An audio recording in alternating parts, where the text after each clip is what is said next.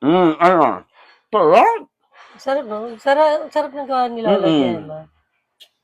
Naku, binilisan niyo Kailangan, talaga. hindi, kailangan talbugan natin to sa Nilopak na gagawin natin. Yan, yung gagawin talaga Ano natin. challenge accepted natin yan?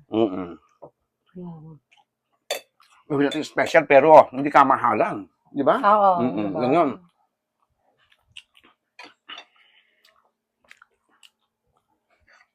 Ganda. Anyway, Ang sarap hindi talaga. ka pa busog. Kung dami na nanghali pa nga uli ako eh. Kakain pa ako ng langka. Kailangan i-share natin to sa mga bakla, sa mga staff.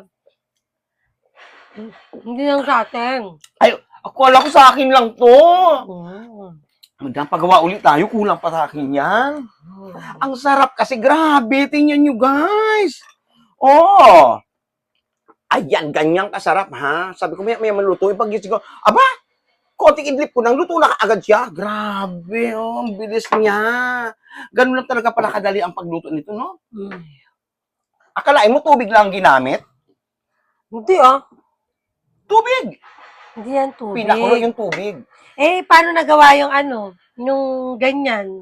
Hindi, inulman niya muna, minasa niya muna. Rice, Tapos, niluto lang sa tubig. Hindi, rice flour yan. Bibili ka pa rin na rice flour. Oo, pero sa tubig niluto lang eh.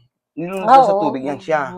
Ganun lang naman yan eh, kadali-dali. Palitaw. Kaya nga palitaw. Kaya, sa Parang tubig. yung binugtong, paano niluto? Sa tubig din naman. Ay, umano. Ang bilis nga, walang ingredients. Oo, walang ingredients. Isipin mo, nagluto ako kami ng binutong. Ang ingredients namin, gata lang, asin. Asin lang, gata, tsaka asin lang talaga. Diba? Yun na napakatipid at napakasarap, mura pa. Healthy pa. O, diba? Saka pa. Tama. Grabe, no? Saan ka makakita ng pagkain na ganun lang? Ang bilis-bilis magluto. Diyos ko, die. Busog ka. 3 piraso na busog ako? Ganyan pala ang malagkit. Kaya nga, gagawin namin next vlog ay nilopak na mura lang. Yes, tama.